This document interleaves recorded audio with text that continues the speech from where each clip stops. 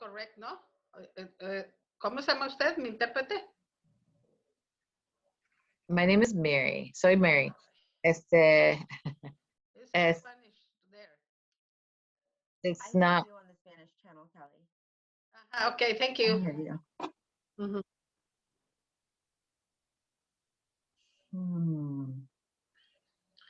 How we can do? Oh,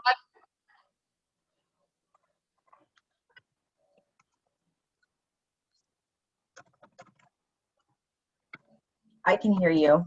I am in the Spanish channel. I just was hearing her here a moment ago. I'll go back. Can we direct message her?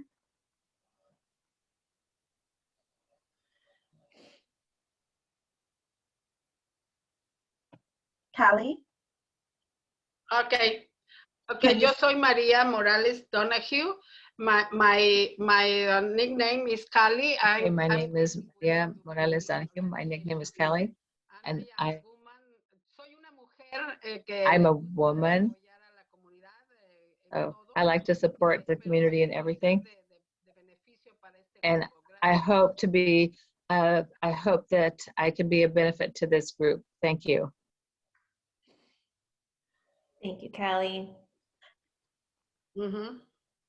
All right. I think we skipped Monica. Did Callie make it to the Spanish channel? Okay.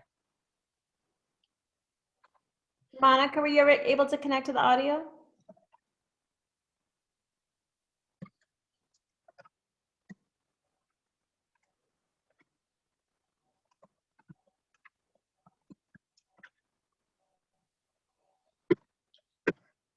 Monica, looks like you are muted, but ¿Yo? No, yo estoy. Ok, perfecto, gracias.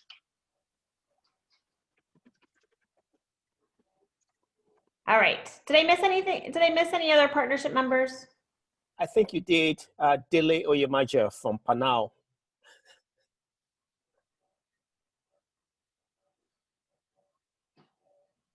Sorry, can you say your name again? Dele Oh, Oyemaja. hi. Okay. Thank you for joining us.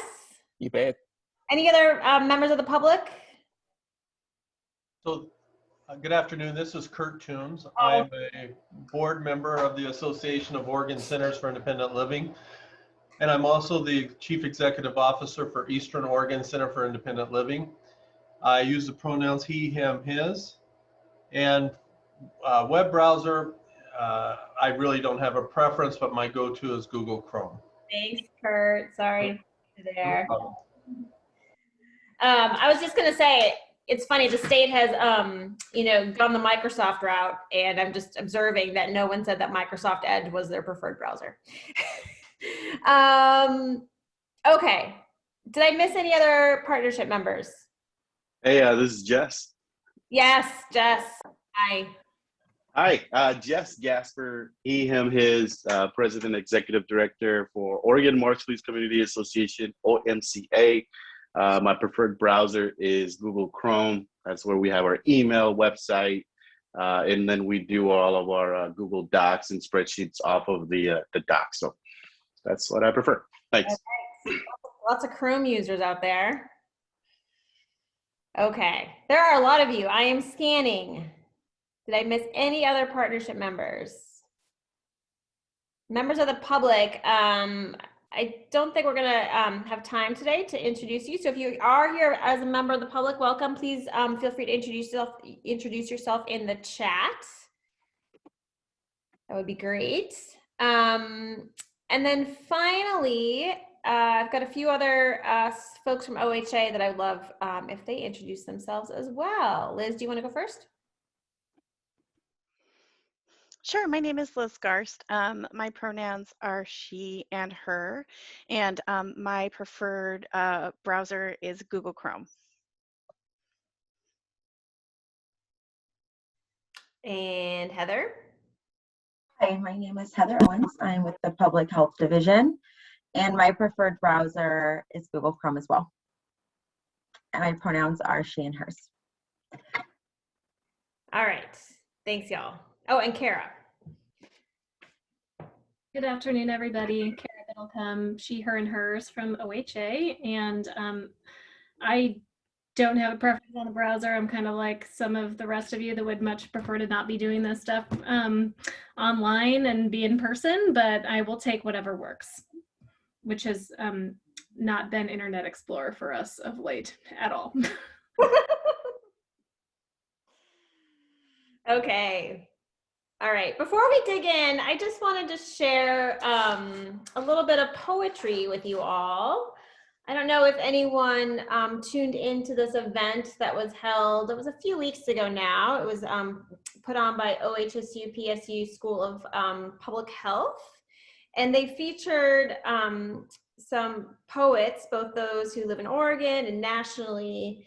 And I unfortunately was not able to attend, but heard it was really wonderful. And thank goodness they had a recording of it. And so I just wanted to share just a very short poem that was read during that event, just because I think for me, it really resonated with some of the work and conversations that you're all having here. So just wanted to share this with you, and I hope this will work. So this is a poem from Dr. LeConte D. Dill, who works at, is on as faculty member at the New York University School of Global Public Health.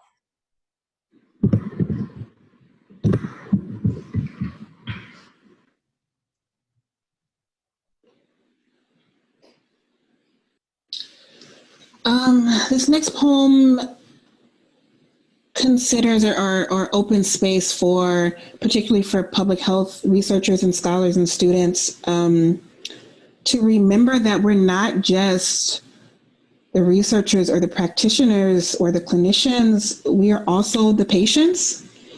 And for those of us, folks of color, we're definitely, we already have the data from Ryan's poetry, right? We're not just an inequity. We are so much more. But I know that often when we are studying health and teaching it, we forget our personal statement. That's what I always tell our students. We forget those stories that bring us to this study. So for me, I'm remembering my Nana taking her insulin. I'm remembering sometimes I couldn't participate in recess because I was, suffering from asthma or had to take my inhaler. But I'm also remembering, I don't want to just sit it in disease. I also want to sit it in cultivation and practices of wellness. So that's where the impetus of this poem comes from. I believe I penned it a couple years ago, but it's also inspired, again, like I said, by my learners, my co-learners, my students who, just often feel like they have to divorce themselves from themselves in the classroom or in the clinic or in the office. So the question is actually, the title is actually a question. Building character?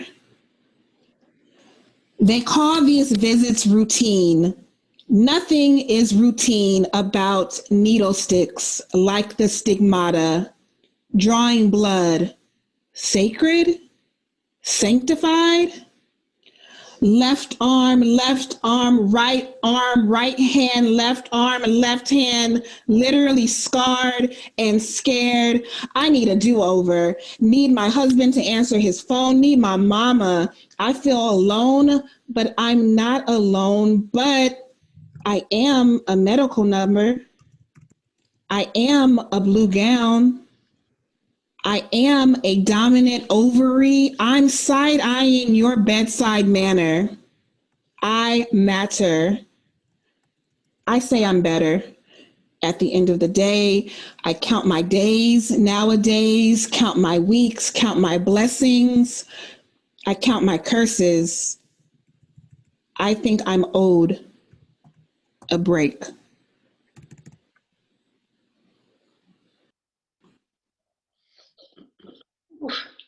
All right. Those are powerful. I'm side-eyeing your bedside manner. I'm like, I'm going to be meditating on that later. Ooh, So sorry. All right. Reactions, reflections on those words?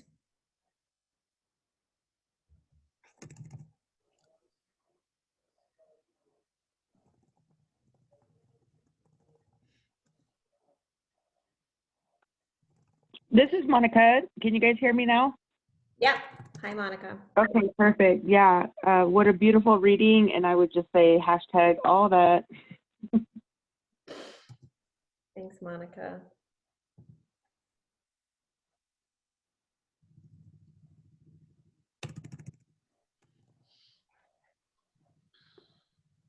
Any other thoughts?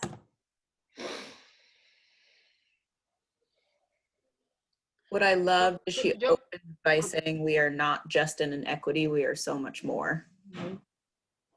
Mm-hmm. Hi, it's Connie. I can relate to a lot of those things that she said because I felt the same way. Bedside manner, I matter, I count the weeks, I count the days. I go in, I'm scared.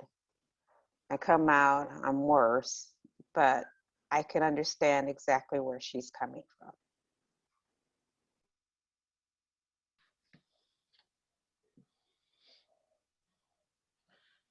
Yo Me? quiero decir algo. I want to say something. Yeah, go for it. Sigue. Adelante. Yo, Cali, considero que esto que nos ha pasado y estos I momentos, consider that what has happened in these minutes, we're multicultural, and I think that this is something that we shouldn't continue united, but also until we become one in our thoughts, and also so that we start to understand each other and the needs of our communities. Thank you. Thank you, Callie. This is Alicia. So I guess from my perspective, from what I felt, it was more of a, I'm glad, and I really appreciated the poem and the words. At the same time, I walk out of doctor's offices a lot asking myself, do I really matter? Mm-hmm. So I don't necessarily, and there are many families that I've talked to, and we've had, just conversations as family members and moms and parents. And we feel that quite often, and you can hear my 3-year-old in the background.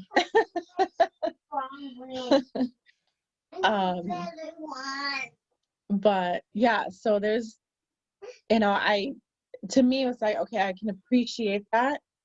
I can appreciate someone else, like hearing someone else saying that, yes, I do matter. And at the same time, it doesn't shake the fact that I repeatedly, consistently go into doctors' offices, and I'm like, okay, this time I come in with all this information. I have made my lists that they asked me to make. I have all this information. I have numbers. I have everything with me. And I am still not being taken seriously. And then I still walk out. Can you give Mommy just a minute, please? Oh, I know. And I still walk out at the end of the appointment, just asking myself, like, do I really matter?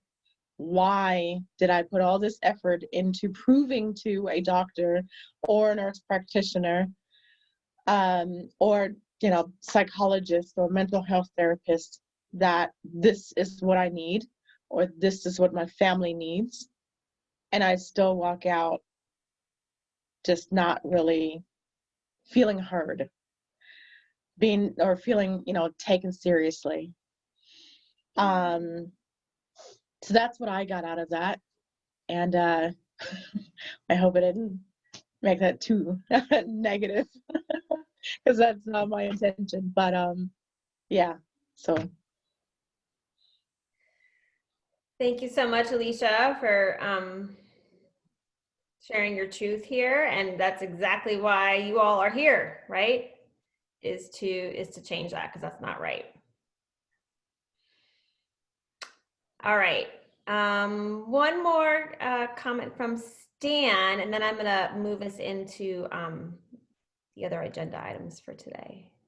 Reminded me, one of my friends had a family gathering in their backyard. There were probably 50 family members there, and took a picture and showed it to me.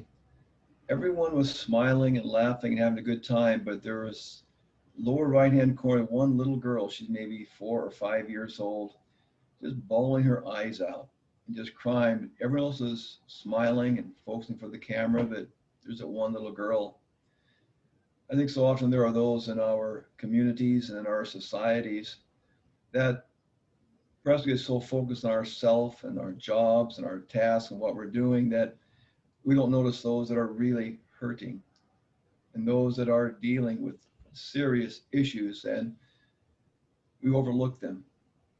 And anyway, that's my thought. Thank you, Stan, and thank you for those who have shared in the chat as well. Keep those conversations going. I love that this poem sparked so much in you, especially for today. I just want to acknowledge that in your conversations here and in some conversations we've had with you over the phone, it's clear that you're like really ready to dig in. And today we're just gonna spend some time setting a little bit of your structure in place and attending a little bit to process, and in the hopes that it will enable the conversations that you will have in the coming months as you really dig into those deeper topics. So with that, I'm gonna pull up some slides. One thing that that we heard in conversation and thinking about kind of how to move you all forward is that having a timeline, kind of a high level timeline would be helpful. So just want to walk through a little bit about where this work has come from and where, you know, at least this point we see you all going. So this is a real high timeline that starts way back in 2017, which feels like forever ago. But that was really where this work started. At that time, we didn't call it the partnership, but we did have a steering committee that we convened, partners from across the state, and asked them to help us in developing our state health assessment, which is a comprehensive data assessment that we put out every 5 years. There's a description of health and then a series of indicators or measures that we monitor and update frequently. So that group worked together for about a year until the summer of 18, when we published the state health assessment. And then later that fall, jumping down to the second line here, is when we first convened the partnership. That was the first kind of group that we called that, and we charged them with developing the vision and the values and the priorities for the plan. And through a lot of work and community engagement efforts, that partnership had identified the 5 priorities by spring of 2019. So those 5 priorities are really the work of the plan and the framing for the plan and what we're trying to improve. By fall of 2019, we had convened 5 subcommittees around each of those 5 priority areas. So we had 5 committees, one for institutional bias, one for access to equitable preventative health care, one around trauma and toxic stress, one around economic drivers of health, and the 5th one around behavioral health. And those groups met for a year, continuing even, I put the first case of COVID here just to kind of remind ourselves of all that has been and changed in the past couple of years. And then we launched the SHIP, Healthier Together Oregon Plan, in September of last year. And here we are in March, bringing you all together. So that's a little bit of a look back. at where we have been and in terms of where we're going. So just to kind of give you a sense of the work that is to come, particularly this year, and also in the years 2, 3, and 4. So this is like our initial thing. This will obviously change a lot, and we hope that you are definitely going to be a part of informing this. But in terms of our initial vision, this is kind of what we're thinking. So year 1, so for the rest of 2021, you've got 4 big tasks ahead of you. One is to identify the structures and the processes of how you want to work together. That's a lot of the conversation that we'll get into today.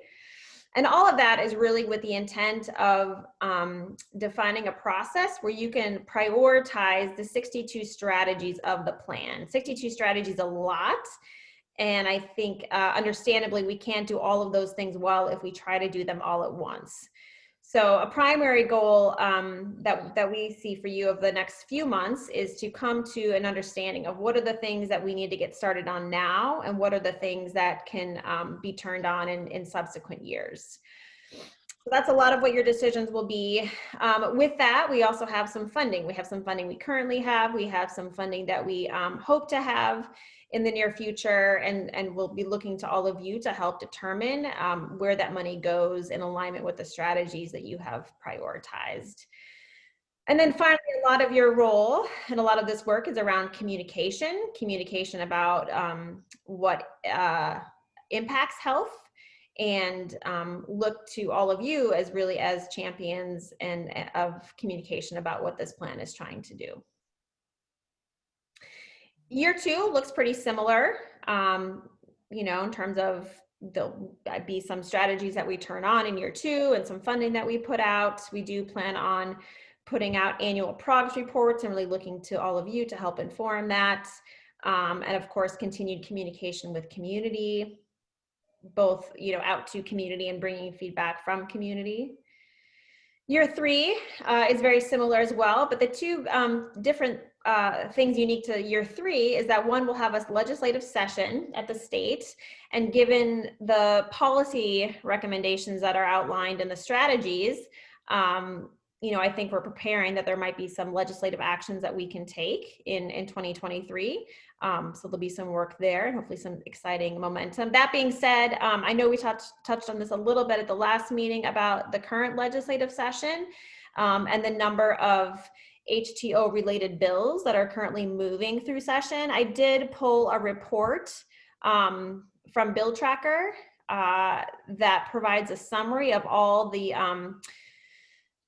HTO related legislation that we're aware of. There's likely much more that we just haven't heard about yet. So that is for you to review those bills in that document, or bills that are still moving. So, and if you're looking for links or information or have questions about all of that, certainly let us know. The other thing about 2023 is that this, you know, will be due to release a new state health assessment. I don't think we have quite thought through what the role of this group might be in that work, but that will be another something that we'll be working on. And then finally, year 4, again, you know, direct implementation, directing funding. But around this time, we will be deep into the process of developing our next state health improvement plan. Again, all of this is obviously subject to change, given we're talking about 2024, but just to give you a sense of what this will look like at a very high level. All right, so what is on tap for this year? So again, this is very initial thinking of what we see your group doing between now and the end of the year. So we had our first meeting in March. You all kind of just came together for the first time. Here we are, your second meeting, going to be reviewing, you know, kind of your initial outcomes and getting you into small groups here in a second to really think about the process and the structure that you want to put in place. At the next meeting is when we're planning. Again, your discussions today will inform what this looks like, but understanding that we'll probably want to provide some information to you all about the implementation areas and strategies. You know, there's a lot of information that you will probably want and need before you can prioritize which strategies we get started on first. So that will hopefully be the focus of the next meeting. And then subsequent meetings would be dedicated to prioritizing the strategies and then discussing any of the where you want to put funding and what that looks like. So I'm going to pause there to see if there's any questions. So it looks like I'm also going to scan the chat here. Esther, you want to chime in here about a update on 2337? Yeah, definitely. I wanted to email this out to the group, but I saw that you had set up the base camp, but I wasn't sure how to engage. So just an announcement that House Bill 2337, the bill that's moving the racism as a public health crisis work through, has made its way to Ways and Means, which means that right now it's vital to get like broader community support, specifically through testimony. And so the task force is making an ask of our communities to submit testimony if this is something that you feel strongly about. And I'm happy to share information that I have. And OHE is also offering a how to give a testimony training on the 6th if you've never given testimony. So I can definitely send that information out. Yeah, that would be great, Esther. Yeah, and Basecamp would be a great place to post that. We can talk about that a little bit today too, if that's of interest. Yeah, that sounds great. I looked at Basecamp and I was like, I don't have the time for this right now. So it's a little overwhelming at first, but.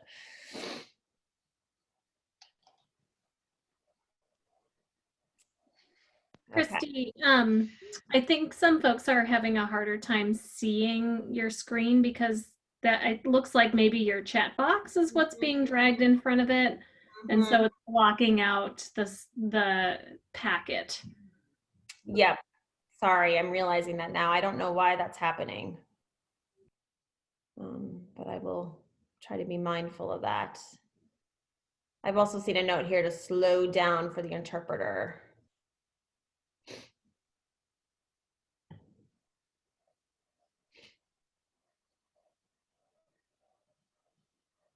Okay, unless there are any other questions or thoughts about the timeline, I would like to get us into groups to make sure you've got plenty of time to get thinking about all of this stuff. So I'm gonna ask you all to self-identify a group that you would like to go into. OHA staff are gonna meet you in those rooms to help provide information and context. We can help take notes if you want, just be there as a support for you all. But the 4 rooms are here. So group 1, this will be really digging into resources information. So thinking about, you know, the next meeting and the meetings to come and your task of needing to identify or to prioritize 62 strategies. What is the information that you all need to prioritize those strategies? And how would you like to receive that information? Group 2 will be talking about meeting processes and structures. So getting into the logistics of, you know, your meeting schedule, who do you want to facilitate these meetings? How do you want to set agenda? How do you want, you know, the members of the public to participate or contribute to these meetings? All sorts of questions related to that in terms of your meetings. Group 3 will dig into the budget. So Kara will provide an overview of the current funding for this work and what we've spent it on. We'll talk a little bit about future funding opportunities. And then a decision here for you all is around our current funding cycle. We have about $40,000 that is yet to be allocated, and really look to you all to determine where and how we spend that money. And then the 4th group will be talking about communication. So again, circling back on this idea that you are all playing a really big communication role in this work. What supports do you need to do that? And communication both, you know, internally as a group, how do you all want to talk with each other and communicate with each other in and out of meetings, but also externally with community. So, Christy, we have a question in the chat from Rachel. Will we stay in this group for the next year, or is this like forecasting week? No. This is just for today. This is just for the next 40 minutes, just to kind of get some ideas from you all. It's too much for you all to talk about in one big group. So this is just for today. So group 1, resources or information. Group 2, how do you want to work together? Group 3, funding, or group 4, communication. So if Yo you quiero recursos. pop in the Yo chat. quiero el primero, por favor. Póngalo en el chat, por favor. Oh, I want to be in the first group. In the first group. Okay, great. Thank you, Callie. Okay.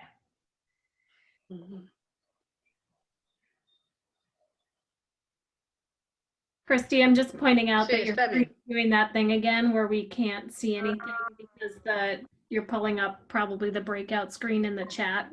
Yeah. So, Yeah. Let me see what I can do here. All right. Well, maybe if you all can put in where you want to go in the chat. This will take me, you know, a few minutes to Christy, I was going to suggest perhaps folks put in their preferred group in the chat, and then maybe take like a 5-minute break, and you'll magically be in your groups. Sí, eso es lo que estoy tratando de hacer, solo que esta computadora es un poco más lenta, pero ahorita lo estoy haciendo. Ya lo había pensado, porque si no nos vamos a volver locas con esto. A ver. Válgame Dios. Oh boy. No quiere. Callie. Is that a fire alarm? I think it was just feedback. ¿Sabe qué? Me voy a ir mejor a otra habitación porque no quiere quitarse esto de sonido. Ya. Ay, Dios mío. Hey, Mary, is Callie talking to us or is she on the phone?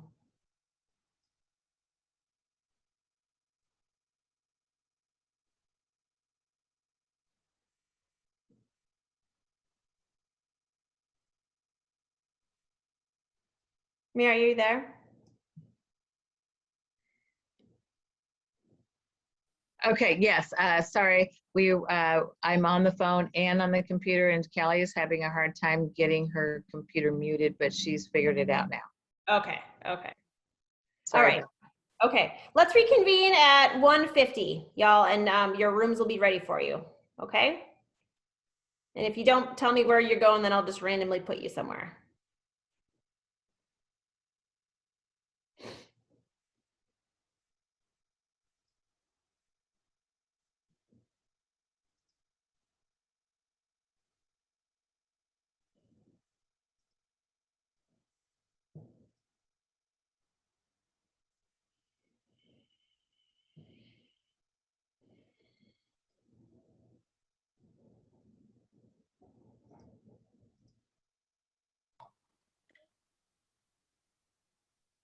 Hi, Christy, this is Heather.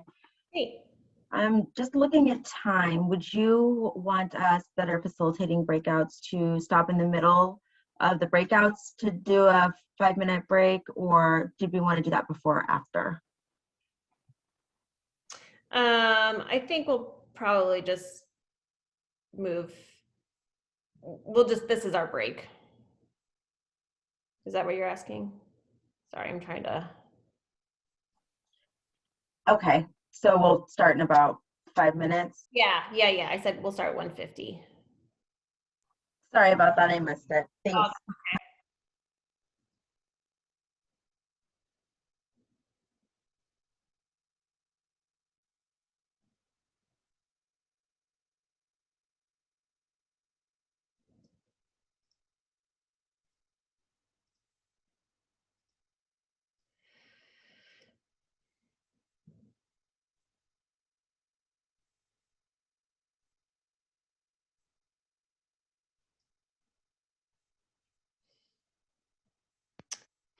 Hi, Chrissy. We have a request from the chat for a member of the public to join group 4.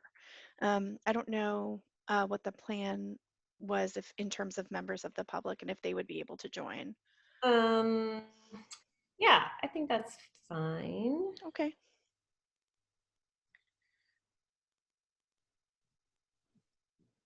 Why can't I find her name?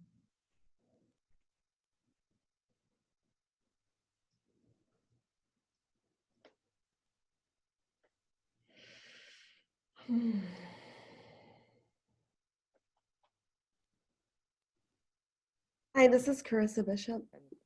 I was hoping to join group 4. Carissa?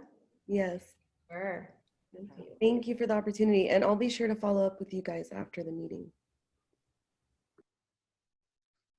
Okay, this is Kelly. I had a question about, and I put this in the chat already, that the slides sometimes are not very clear, and I wasn't very clear about the 60, the 62, whatever it was, and I want to know if you're going to be sending out some information afterward.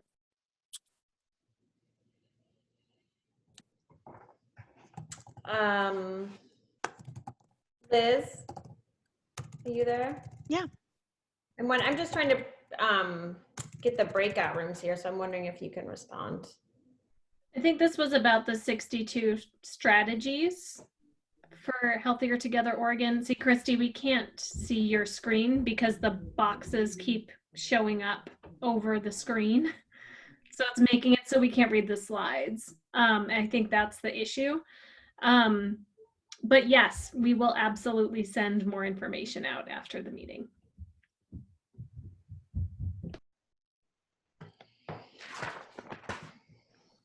Okay, thank you.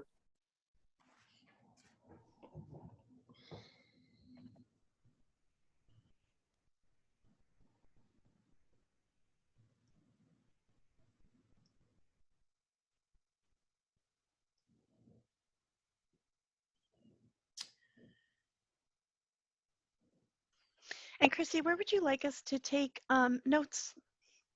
Wherever you want. Okay. Yeah.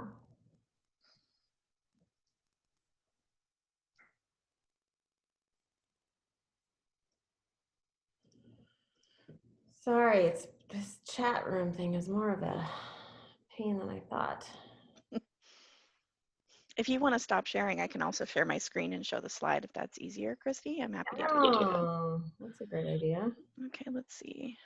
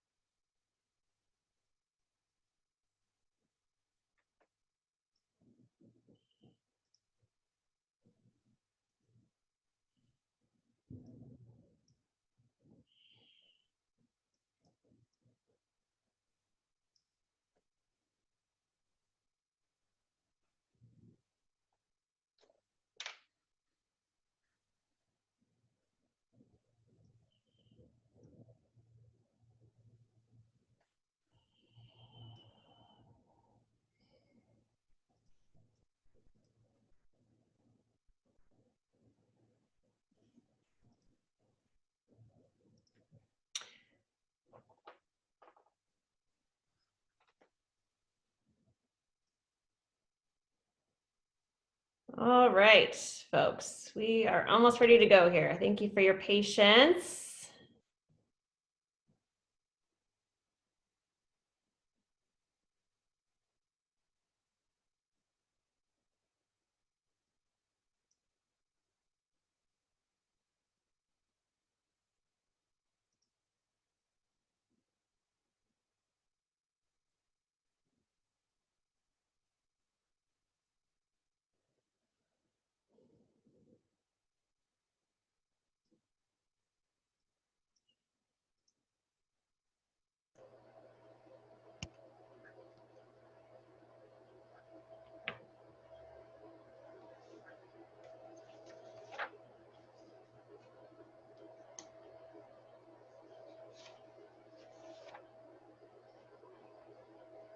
Okay, I think we're all ready. What time is it? Let's bring the groups back at 2:30.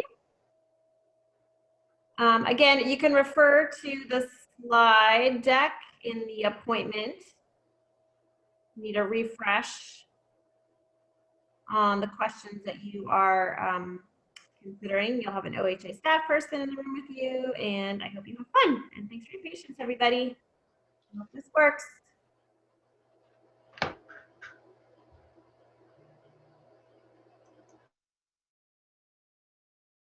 Carissa.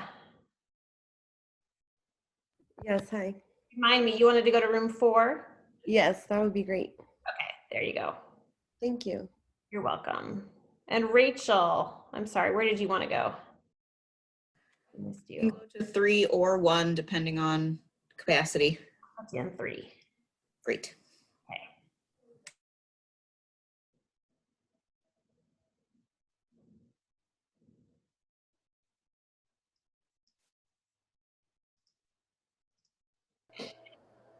Hello.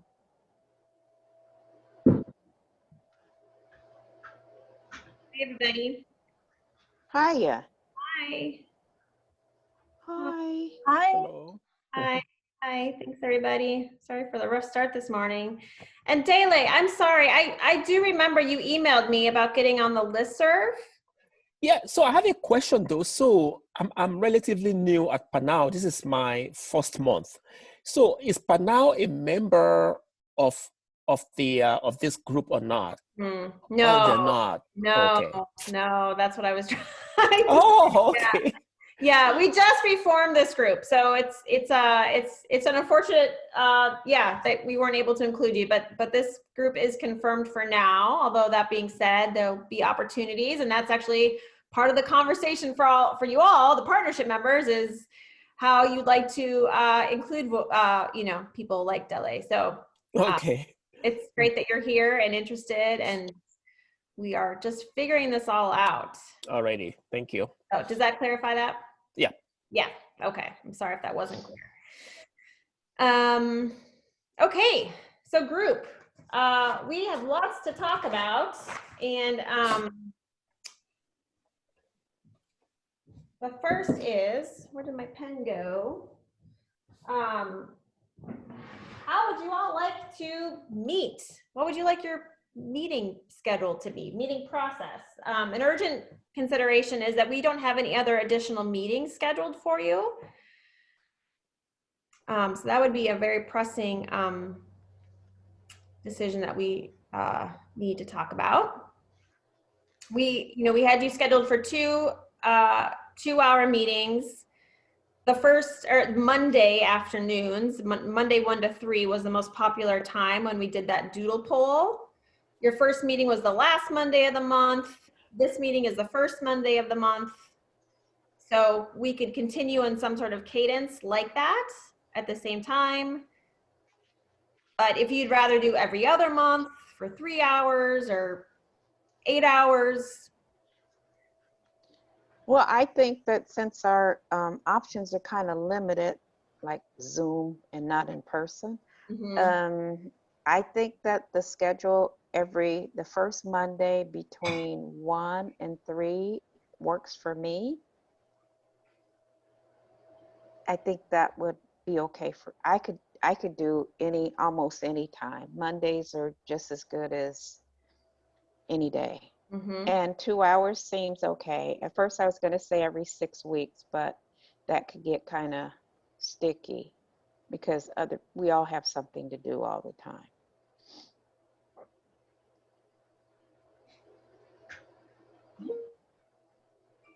Christy, this is Kurt. What is your recommendation for the number of meetings we should strive for over the next year? We have year 1, 62 strategies for implementation.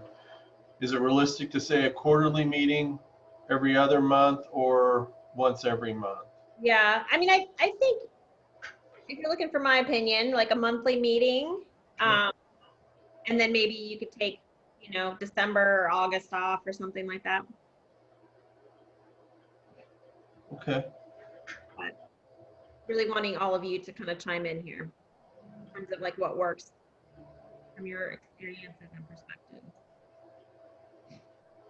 Well, I'll just finish my thought, and I'm with Connie that this time works fine for me. Yeah, this time also is good. I just blocked it on my schedule early on, so it's you know, any changes would be a little bit challenging, but this is a good time for me. Yeah. Okay. And this is Jennifer. Mondays are pretty good. Once you get into the week, it gets a little dicey. And just me personally, with my schedule, I don't know if I could actually make every single month. So, I mean, I would try my best, but if we did like bi-monthly or something like that, it would be more likely that I would be able to make it, but I can only speak for me. Well, what about we start off with first Monday between 1 and 3 and then see how it goes. If we don't have that much to report, then we can meet again like every other month or be able to communicate via text or whatever, however we can.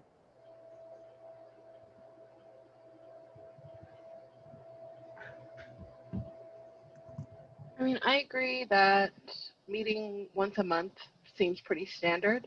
I guess I have more of a question around what is the sort of like general goal of like what, I guess if we were gonna, I don't know, put together like a work plan or something like, okay, over the course of a year, if we wanted to do X, Y, and Z, are we able to sort of like break it up over the amount of time allotted in order to make it happen? Because I would imagine based on if like in 2023, if we were going to be doing stuff in like the legislative session that moves so quickly that, I mean, I would assume we would have to make like subcommittees or things like that that would have to meet at a different regularity. But I think the general meeting standing once a month is fine. Yeah. Christy, are you going to be at every meeting with this group too? Yep. Okay. Yep. Okay. That being said, I do not intend to be your facilitator. So that's another question I have for you. But for now, it sounds like this time, at least for your group, works. Let's assume that's true for everybody else. So we'll continue a monthly meeting schedule, first Monday of the month from 1 to 3. And then Esther, to your point, yes, I think it is totally possible that, you know, subcommittees or work groups or some other kind of groups might need to be created at some point, but I think we can probably get to that when and if it's needed. Does that make sense? Right. Yeah, definitely. Okay, awesome. All right. Let me just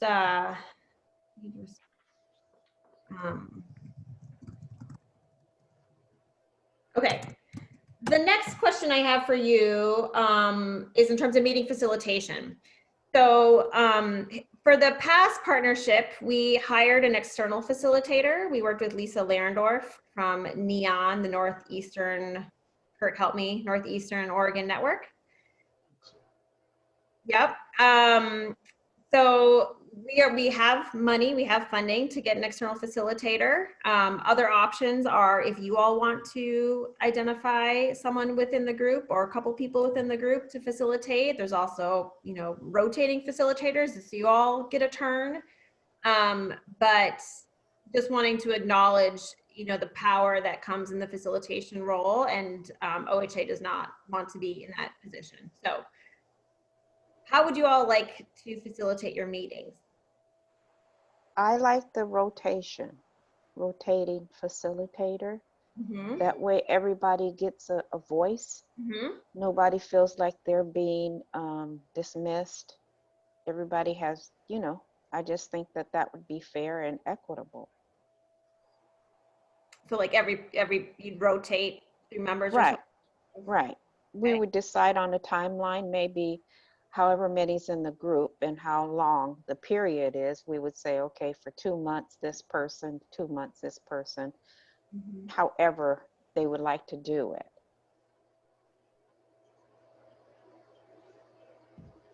And I said they, not putting myself there yet.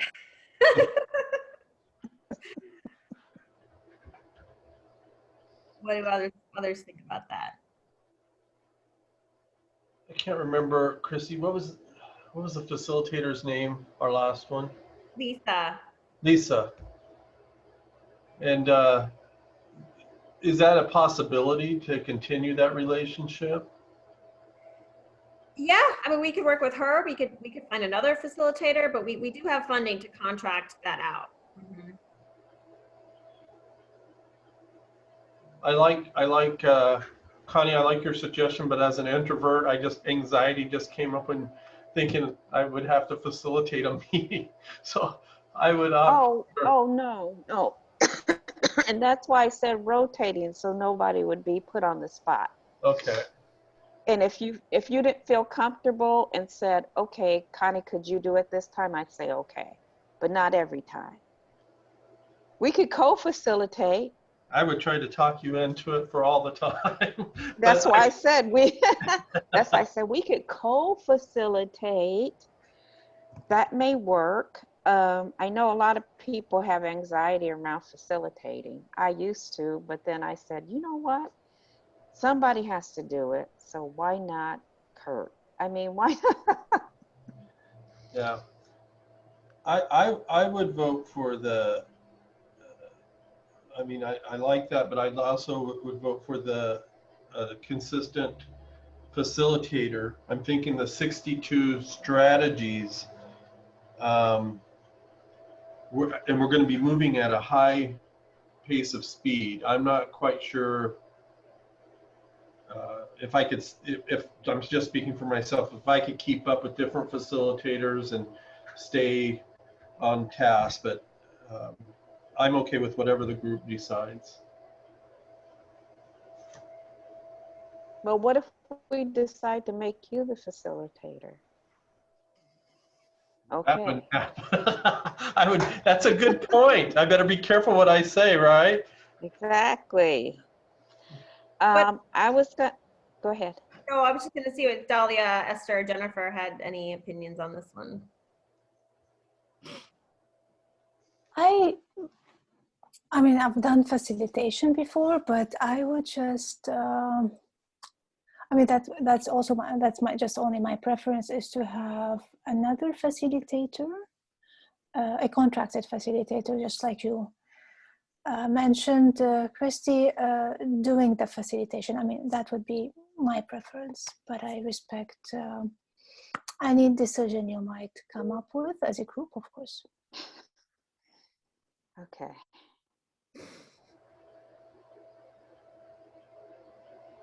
Anybody else?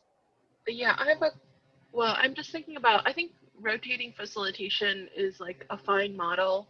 You know, we use it at our staff meetings, but I think one of the things that's like easier about it is that we only have like 4 people on our staff. So, you know, everyone's sort of like plugged in at any given moment.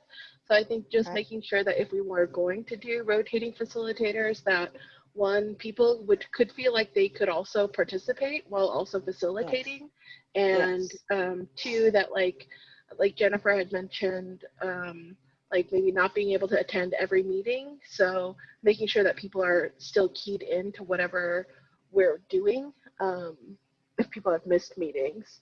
So I think for me, I sort of would like an external facilitator only because I think it's a lot of work to facilitate and to participate. And I just think facilitation is truly like a fine art, one that I'm not particularly practiced in. But I mean, I enjoy it. And also I think it does sort of force you to you have to participate in the conversation in a different way.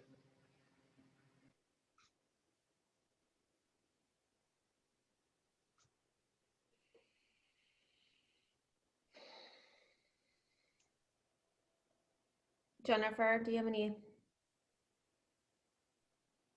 preferences here? Sounds like we're leaning towards getting an external facilitator, at least for now. Connie, and I think there will definitely be other ways that members themselves can step into facilitation, maybe like in a subcommittee process or something, if you all get that started. Okay. I was just going to ask, how engaged is a contract facilitator going to be engage with what we're trying to do, because they're being paid to do something. And obviously we're all here because we have a passion to make change. So that's my only question. If I was a paid facilitator, that would be my job. I wouldn't have that passion attached to it, because I may be a facilitator on Tuesday and Thursday and Wednesday, and this on Monday between these hours, that's what I'm going to do. But that's just me. I just want to make sure everybody is engaged and has a passion for what they're doing, and that's why they're in this group.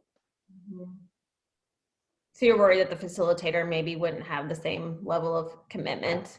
Well, it's not so much a worry. It's just that it would be, say if you were a facilitator in our group, you would have more passion towards it than if we hired somebody else to do it, because you're doing more research, you're engaged with the community, you know about the budget, you're working with other groups. That's all. That's what I'm saying. So if this facilitator, is she only going to be for group 2, or is she going to be for group 3 and 4 and 1? This person would be facilitating for all of the meetings. These small are really just for today. This is just a way to get your initial thoughts about all of this. But future meetings, when we have the whole group, and maybe hopefully if people want to come together in person later this fall or something, it's the person. So myself and other folks at OHA would work closely with that person to like prepare the meetings. But that person would really be the one to make sure that all the voices were being heard in the room, and helping people, helping you all make decisions together. Okay. That gives me more clarity. That sounds good. Yeah. And Connie, the other thing that I'm thinking now is, if it sounds like you all do want an external facilitator, at least for now, which is great. And helping to like determine the who you want to facilitate. If any of you want to be a part of that, that would be great. No pressure, all of this is like a balance, right? Between like, how much do you have time for, but what do you want to do? So, but that's definitely an opportunity for you, Connie, or for anybody else who might want to help in making that determination. I've got a couple people in mind. OHA has lots of contracts with people who do that work. So, but Kurt, it sounds like you would like Lisa to be considered, or if there are other recommendations that you all have for facilitators, please send those along. Well, I was going to ask, so we have a facilitator, and say if one of our members of the partnership said, well, I want to co-mediate this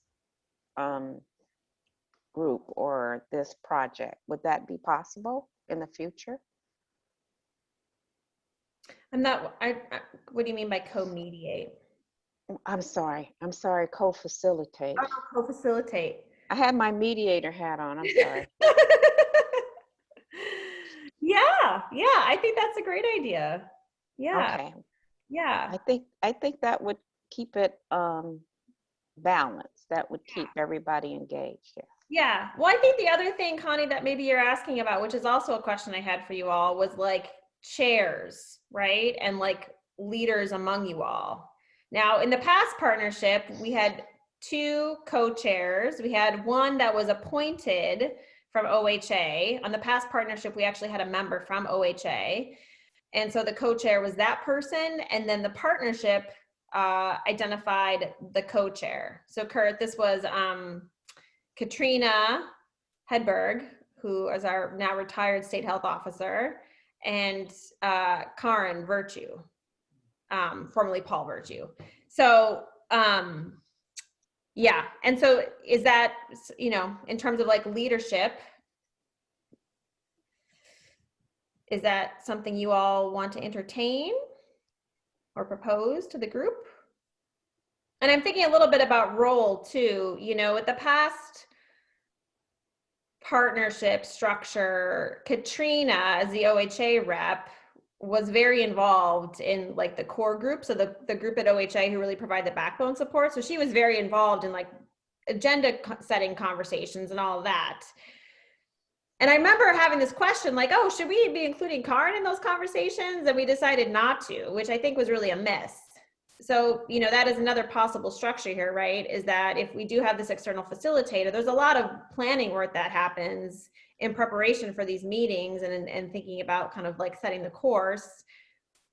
You know, is there interest in kind of identifying someone, at least one representative from the partnership who would participate in that process? That worked, I think that worked very well. And Karin really had a pulse on making certain that everyone had a voice, I thought.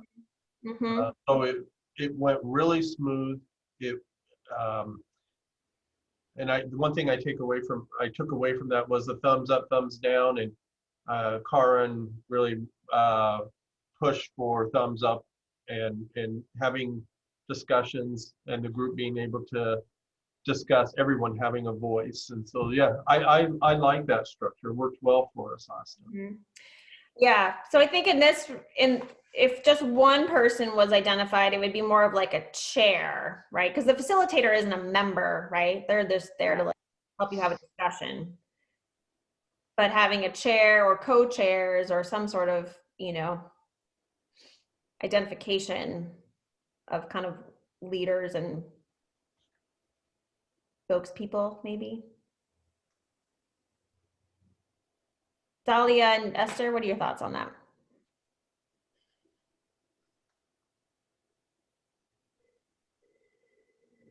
I mean, I think it sounds like a great idea. I think we, of course, would need to bring it to the larger group and see what the interest is, but it makes sense that, I mean, I support that leadership model. So identifying a chair or two who would participate. Yeah, I mean, I think we would just need to be really clear about what the expectations are. So. Yeah.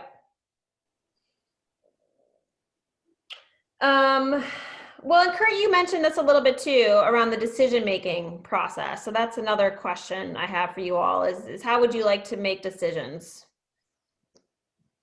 The past partnership was consensus-based and used like a thumbs up, thumbs sideways, thumbs down model. And there were some more specific. 5 to 5. 5 to 5 is another one. Mm-hmm. Yeah, but in past committees we would use thumbs up, thumbs down, and I actually like this one. The thumb voting. As far as the thumb voting, yes. Mm-hmm.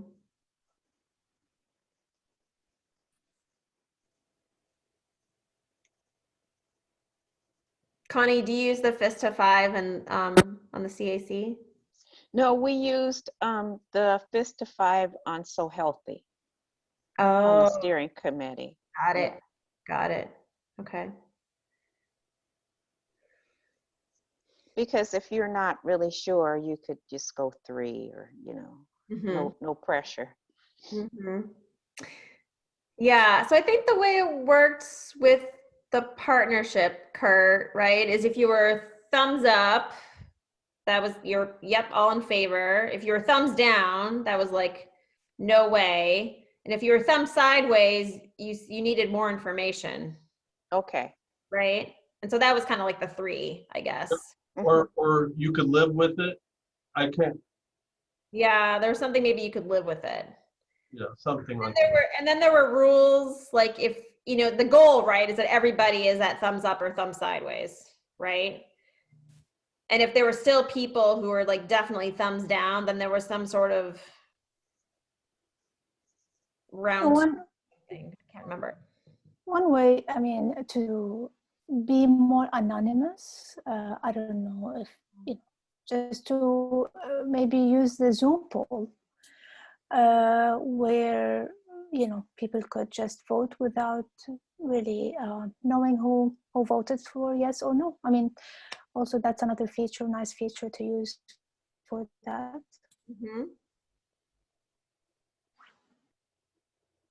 And so using that in Zoom, like the polling? Yeah, I actually use that a lot.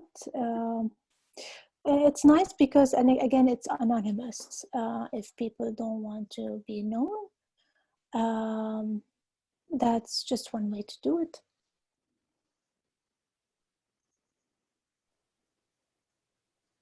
Well, that certainly simplifies it. The thumbs up, thumbs down, or thumbs sideways would open it up for more discussion. But if you're at the end and you're ready for a vote, I mean, that ends discussion and there's a vote and it's final. I like either one of those. I guess it just depends on where you're at in the process.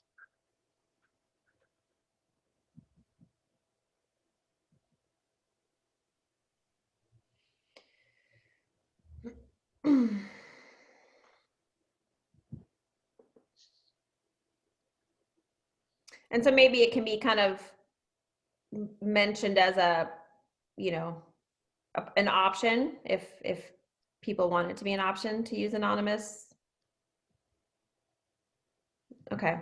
So just so you know, like all of this conversation, I'm going to take and put into a charter for you all to review, and then the whole group will have a chance to kind of weigh in on that. And so that's kind of where all these things will come together.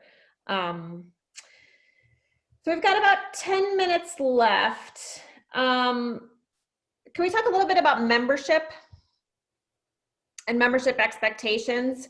So, you know, do you want to set membership expectations? You know, this plan will be in effect through end of 2024. It seems like a lot to ask folks to commit to this for the next, you know, three and a half years. What, you know, do you want to set term limits? Do you want to set some expectations around attendance? Do you want to set expectations around use of quorum? What are your thoughts there?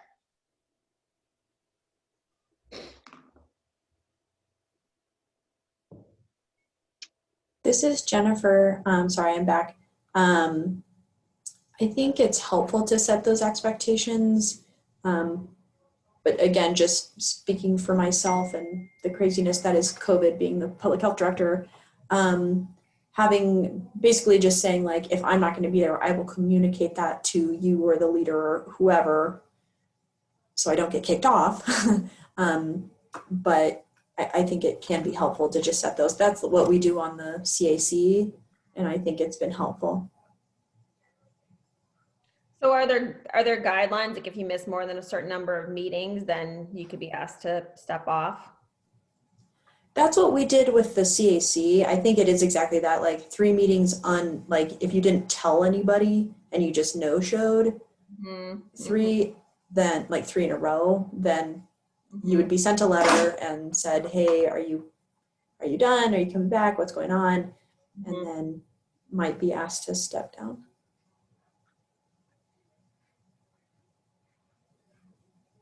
I can't recall, Christy, or anyone else, if in our application for membership, were there expectations listed?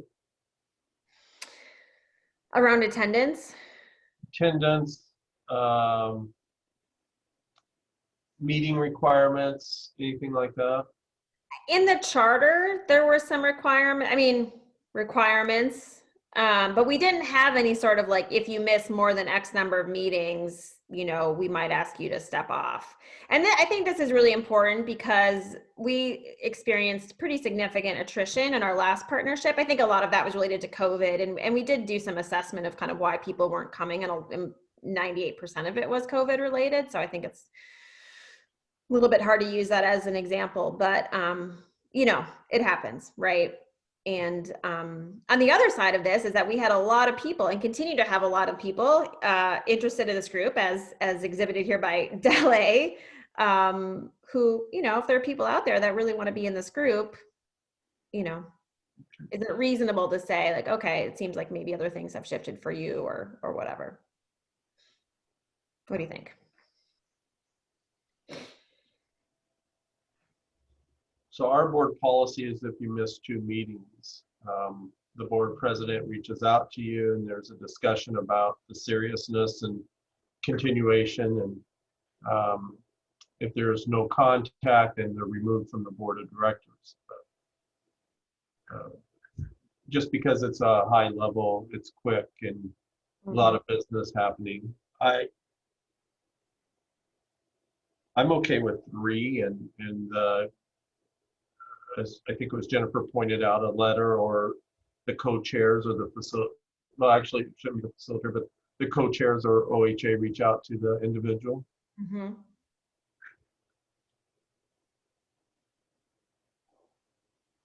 Connie, Esther? Would that be 3 no-shows or what?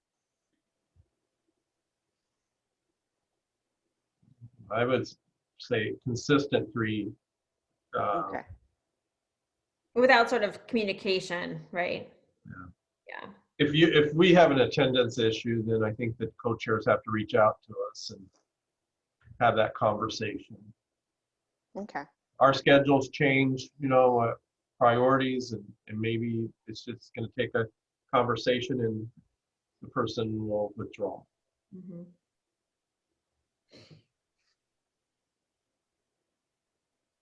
Yeah, I think framing it in a like, I think it's a good idea, and I think framing it in a way of like more around like accountability and like curiosity versus, you know, like some sort of like punishment, I think is also important, just because I can imagine that. I mean, I don't know what the rest of this year is going to look like. I've been watching all the COVID stuff, and I don't know. It feels like it could really go either way, depending on a number of things that do or don't happen. And so, you know, I think, yeah, we want people to be accountable to the work that they've committed to. And I think we also need to be flexible because it's hard. It's hard to be doing this work right now. Mm-hmm. Okay, so I'm hearing like 3 meetings, some language around like, you know, lack of communication about missing those meetings, then there'd be some sort of conversation and outreach and kind of, you know, ability for kind of like case by case decisions. But okay, that gives me something to kind of work with. What are your thoughts about a use of a quorum? Do y'all know what that is? Yes, I do. Okay. Quorums are like in a committee process, you can only move forward on decisions if a certain percentage of the membership is in attendance. So, and I say this because when we were finalizing the state health improvement plan, we only had like, you know, a handful of people in the meeting, and there was no quorum rule. So we just went ahead and said, okay, the people who are there, they approved this plan. So just, you know, I don't think that's bad or good. It's just, it was a question that raised in my mind, like, oh, you know, is there benefit in having a quorums, and is that of interest to this group? And I guess this would come up, say, like when you are prioritizing the strategies and you're, okay, we need to identify 15 strategies, but we only have 10 people here today. Is that enough? Quorums are good in that instance. Yeah, I feel really conflicted about quorums, but I also agree that like people should have the like opportunity to be able to like, you know, share their perspective around these decisions that are being made. Otherwise, we may just be like perpetuating kind of the same old thing. Mm-hmm. Mm-hmm.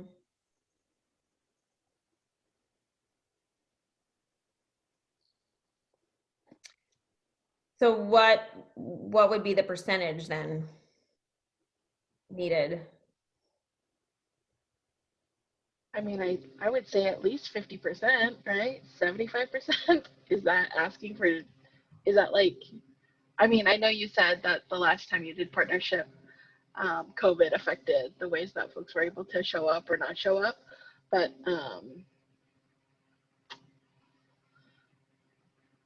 yeah, because how many people are on the PartnerSHIP right now? 20. 20. I don't think it's asking too much to say 75%. Is that too much? I don't know. Well, 51 would be 11. about 11 individuals. And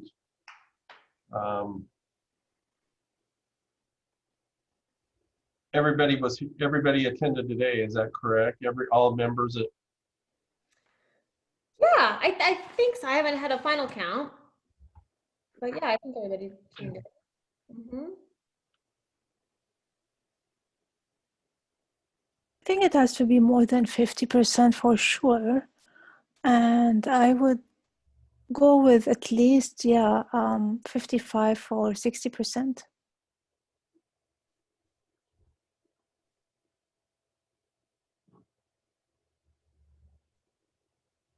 Yeah, I agree. I think at least it has to be over 50%.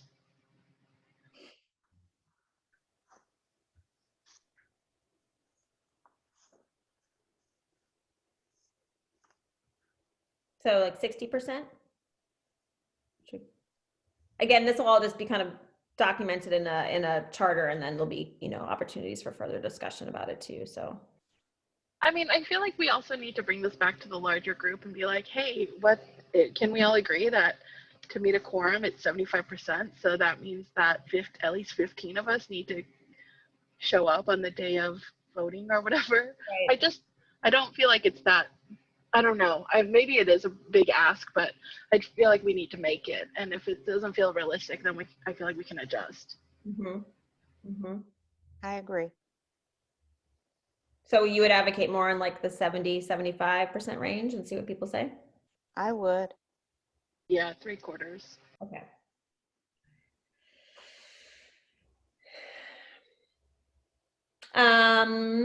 Okay, we are at time, and I am wondering, would anyone feel comfortable reporting back to the group on all this? I can put notes in the chat for you if that would help. Since I didn't say anything ahead of time. Would anyone feel comfortable? So we're just talking about, we're proposing, you know, Monday meetings from 1 to 3, first Monday of the month.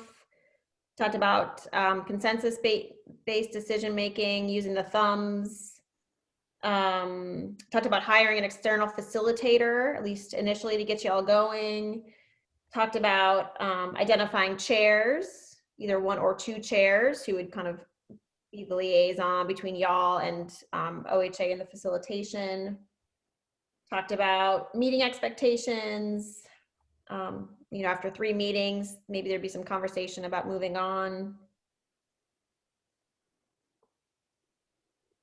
Anybody feel like they can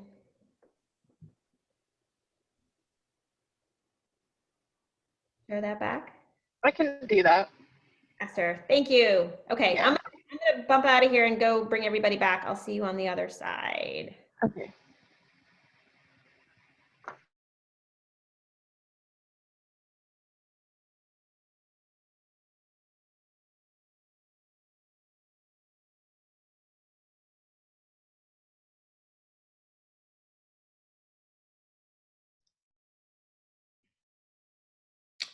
Hey, Lisa.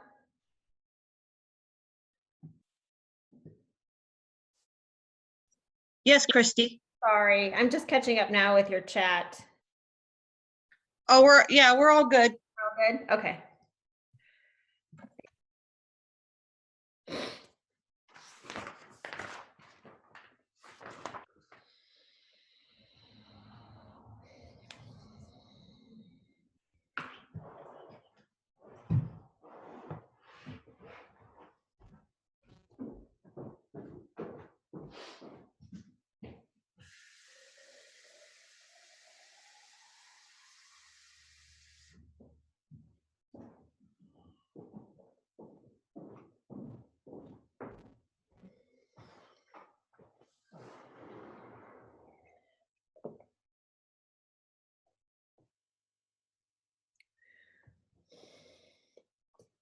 All right. Welcome back, everybody. Sorry for the rude interruption there. Mary, is interpretation working? I think folks need to self-select again now that we're back in the main group. Yes. So if you could self-select your interpretation preference of English or Spanish from your your options across the bottom of the screen there. Thanks, Heather. All right, so we got about half an hour left, a little less, and I'm hoping we can hear a little bit about what each of the groups talked about. So I'm wondering if anyone from group 1, Heather's group, is wanting to share.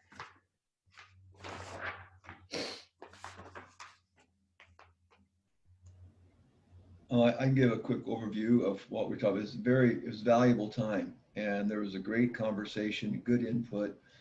Some of the takeaways from it is the importance of community input, that we may have great ideas, great strategies, but do they really fit the communities? And the concern was based on the fact that the demographics, a lot of college educated people, is not really in line with educational and other criteria demographics of the various communities.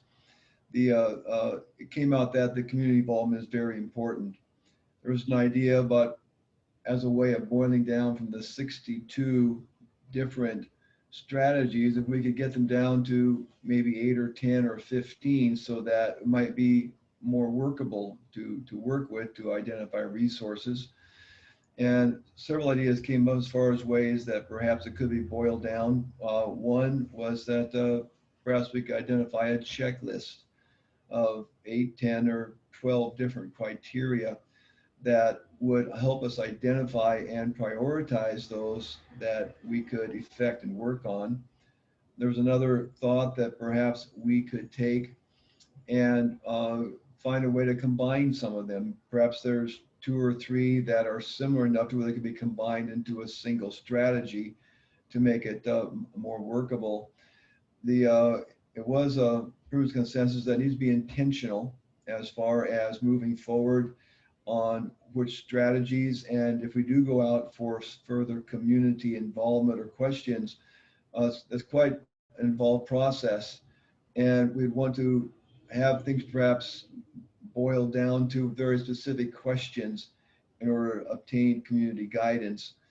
The thought was that once we can get our hands around this, then at that point in time, we can identify specific resources that would support each one of the strategies to give the information we need.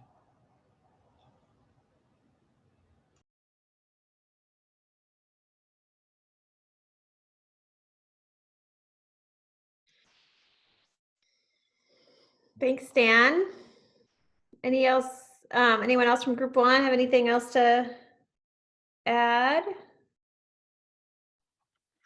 A good question came up in our group that was kind of what are we defining as a resource? And my response was anything that helps us meet the current goal, whether that's a document, a person we might tap into for more information, a video, a training op. And I wondered if you had any other thoughts on how we are defining a resource that we might utilize as we break these down into what we might work on year 1. Is that a question for me? Oh. Yeah, sorry about that. To Christy.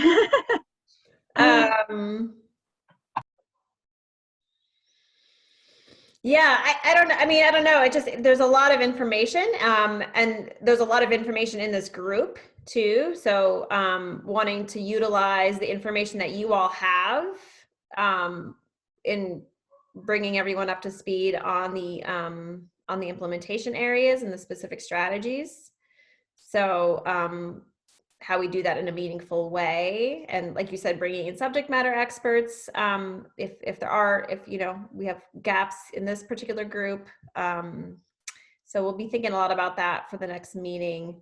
One question I have for you before we move on to the next group was this criteria, the 8 to 10 criteria needed. Did you identify any of those specific criteria that came up, or? I think I heard 2, and that was to Heather's point, what resources are available, and then what's most feasible. like as an example, if something needs a legislative change, then we wouldn't probably prioritize that for the first year.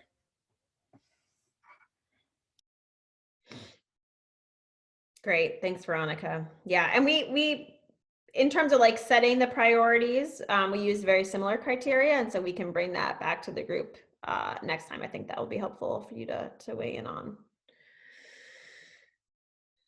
All right, thank you, group one.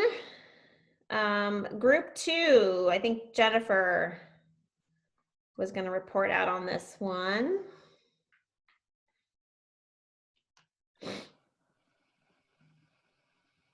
I think it was me, actually. Oh, Esther, I'm sorry. Oh my goodness. I was like, Jennifer, are you ready to do this? Sorry, Esther, you are right. Thank you. Thank you. I'll go on camera. Okay, so we talked about membership, and so 3 main points came up. I'm gonna move my notes real quick. So first we talked about facilitation and having members who are chairs or co-chairs of the group. We talked about so the pros and cons of having either existing members facilitate and just like Sí, yo cycle. le escucho, Heather. Do I need to go on to, I think I'm on the English channel so the interpreter can hear me. So I want to make sure, Kali, are you getting translation? Sí. Okay, great. So we talked about whether we should have existing members rotate facilitating every month, or if we should bring on an external facilitator. I think the pros and cons are if we have internal or if we have members facilitate, there's more engagement. But I think that also means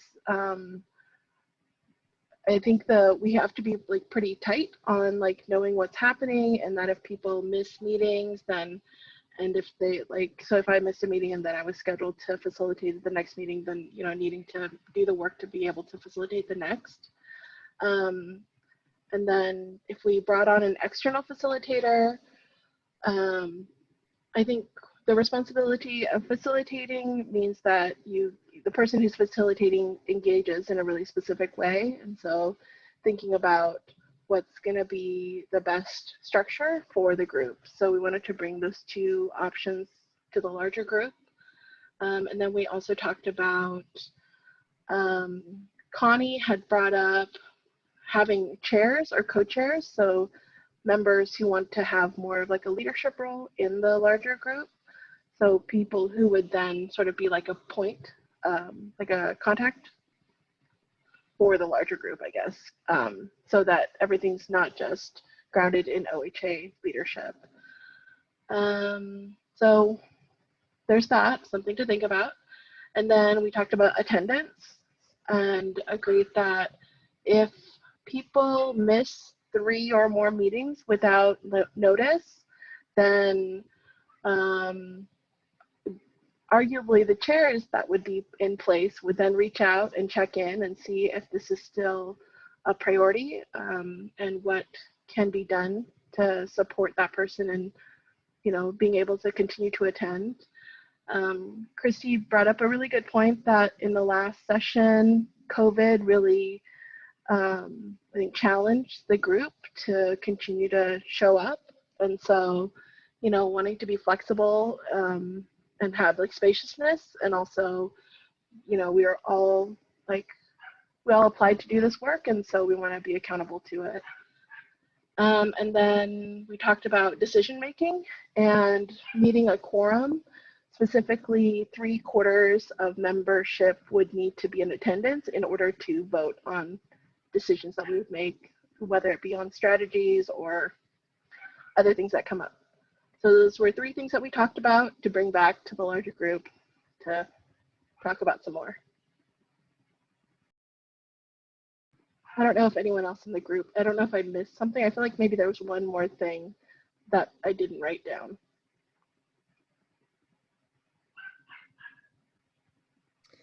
I think the only other thing, Esther, was around continuing the same meeting time. So the first yeah. day of the month, 1 to 3. So the same, because we actually don't have any other meetings scheduled for you. We weren't quite sure if you all wanted to keep that 2-hour cadence or not. So it sounded like this that this time works for people. So we'll continue this meeting schedule. Yeah, the first Monday of each month. Right.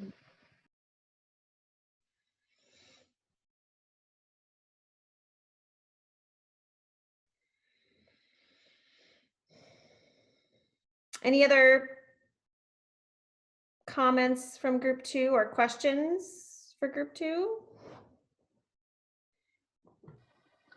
I guess I have a process question. Like after all of the groups share out, then how do we ultimately make a decision? Like, will we do that by email? I mean, how do folks want to like make those decisions? Yeah, in terms of the conversations from group 2. Yeah, so I think what we can do is to put kind of the proposed, I guess, policies into a charter, a draft charter, and get that out to the group for additional conversation and, you know, I guess an official kind of, yes, this is the charter we will use. Maybe that can be your first kind of practice at making a decision together.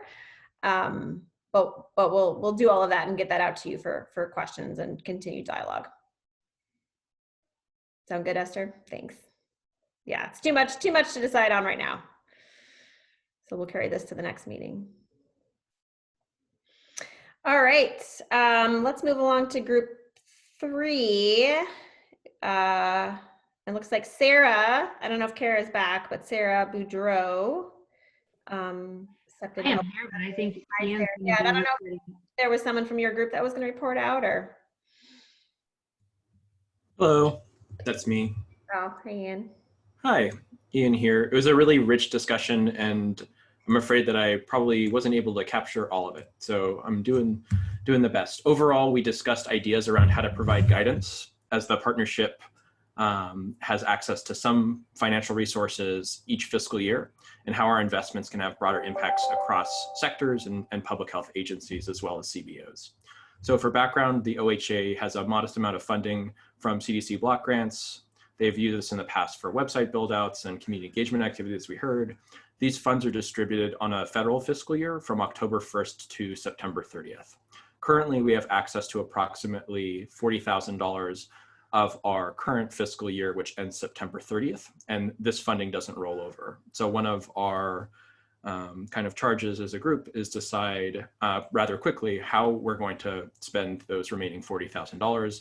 And then starting October 1st of 2021, we're going to have access to an additional approximately $100,000. As a group, we discussed kind of 3 objectives: how to spend our remaining funding by September 30th of this year, strategy, process, and operationalizing funding for future years, as well as how to create greater alignment through the partnership between CBOs and funding between Oregon Health Authority as well as philanthropy. So some of the potential next steps we spoke through today was creating a funding and finance work group so that we can create better alignment between private foundations, corporate philanthropy, and OHA funding, alignment between OHA agencies and local public health agencies, as well as decide on how we prioritize areas of funding and strategy in order to increase things like community voice and participation here at our partnership meetings, or advancement of upstream social determinants of health by CBOs, or COVID-19 recovery through advancing health equity.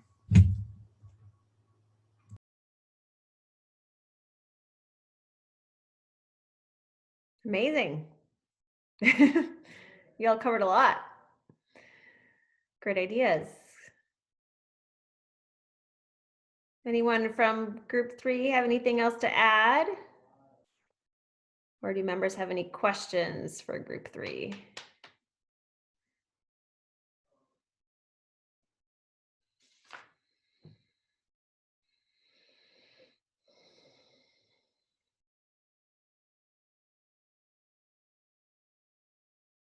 All right. Well, then let's move on to the last group, group 4, which was digging into communications. Looked like someone posted a bunch of notes into the chat, which is helpful. Someone want to report out? Summarize the highlights? Did you say Timur? Was I called? If you want, I didn't say your name. Sure, yes. But feel free. Well, we had a very interesting conversation, and Liz, she presented to us the current plan on getting the information out, and then we just kind of decided to have a little conversation on who exactly we want to reach. Is it the CBOs? Is it the broader audience? And just had a conversation about reaching the broader audience. There's obviously a language barrier, so I think Tuck suggested that we also pay attention to traditional health workers, and I guess that it's the same as the community health workers, to be able to have a one-on-one conversation with people if that's the targeted audience. And she also mentioned that a lot of, in some cases, when we talk about translating material, people that we're trying to reach might not even be able to read the language. So that's why it's important to have those one-on-one conversations. And another thing that was noted, that a lot of things in the provided notes kind of were structured a lot around using the new means of sending information, and didn't include ways like traditional ways, as far as, like, getting that information out. Here in East Portland, there is still this big divide in access to the computers and to internet. So one of the things that was suggested is to also pay attention to traditional media. We talked about Latinx community. There's a lot of radio stations, a lot of television channels that can be used to get that information out. Same thing with the Slavic community. A lot of people still use those traditional carriers to gather information, and not very active on social media or the internet. And then we talked about swag as well, and you guys are doing a little dance back and forth about getting the swag, and Liz was, very I didn't bring it excited up, about Kara. I did not bring it up. I'm just saying. Came up again. Yes, it came up again. Promotional items. Promotional items. Promotional items. So yes, one of the members of the public that joined us, I think Susan, was it Susan? I think it was Susan. I might have been mistaken. She brought up the need to maybe use some swag in order to, share the information, yes. But I guess there's internal things that are happening that. It's Carissa. Sorry, I have a outreach background. Carissa, I apologize. So forgive me. Carissa, I apologize. Yeah, that was the member of the public. If I missed anything, please do add something. And I think one of our group members had to leave early. So there's Liz, Tuck, and Jesse, I think, another person that was there. Yeah, great job, Timur. I think the one other thing that came up was just the another piece would be really helpful around facilitating two-way conversations. So it could be with collective health impact partners, like saying, here is the plan and what would you like to do? So it might be with coalitions, but thinking about, like, what could we use to, what could be done, like what kind of tool could we have for folks to be able to facilitate those. I think there was something that came up, like, around the action planning, right? So it might be like there's action planning kind of templates for community health improvement plans that kind of look at that, like, here's all this information and now what do you want to do with it? But I think that's the only other piece that came up from Amy. She had to leave early. And talk and feel free to come jump in as well, or Jess, if you have anything else that I missed. I just want to say that good job, Tamar and Liz. I don't have anything else. That was great. Thanks, Group 4. Anyone else have questions for Group 4 for any of the other groups now that you've had a chance to hear? I had a question for the group that brought up the idea of chairpersons, and missing like 3 or 4 meetings or whatnot. I mean, does that, without any notice to the other members of this org or committee, are they then, when they have that discussion, do the chairperson has that right to dismiss them from the space? Or did you guys discuss that? Or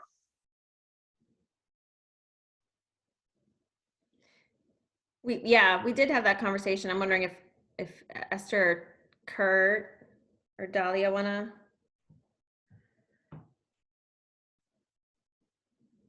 respond.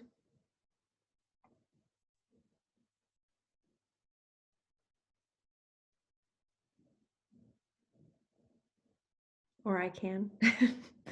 From what I recall, it wasn't that it would be like an automatic you're out, right? But there would definitely be some sort of conversation about barriers or challenges to getting to the meetings, and just to kind of reaffirm the person's commitment, and or determine that maybe it's time to move along. I think this was all in the balance of like there were a lot of people that wanted to be a part of this group and continued to be a part of this group, and that there's an expectation that there's of like accountability, right, to not only each other but to the communities at large that you're representing. So it's not meant to be punitive, right, but it's meant to have kind of a conversation about whether or not this is the right time for a person to be part of the group.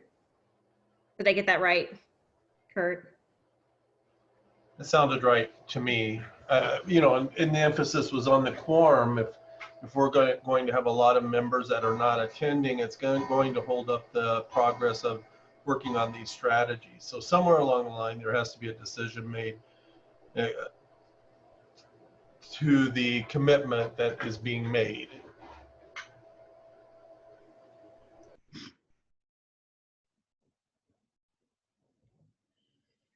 Just a quick question about process. Do we operate under like Robert's Rules of Order?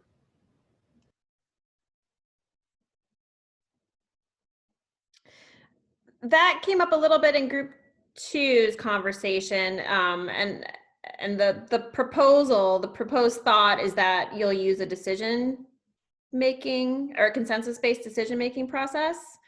So not Robert's rules, but coming to consensus. And there's a couple tools that were discussed. There's like a thumbs up, thumb sideways, thumbs down. There's like a fist of 5, and for example, the thumbs up, sideways down is the model that was used in the past partnership, and folks in Group 2 seem to have curiosities about that. We also talked about maybe using like anonymous versions of that process through like Zoom poll tools, for example.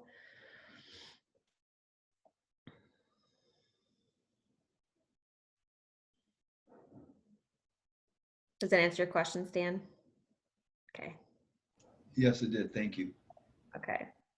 Yeah, and we won't have time to kind of make decisions about all of that today, but like I said, we'll wrap all of those proposed ideas up into a charter for you all to reflect on and talk about some more at further meetings. So with that, and we're running out of time here, and I did just want to have a few announcements before we close.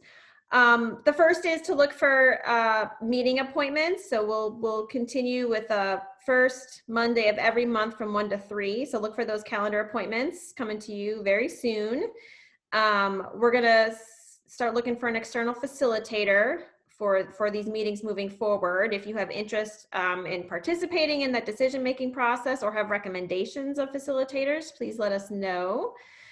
You all should have received information about an event that we're hosting on Thursday. It's the Healthier Together Oregon in Action series. This is a brand new thing.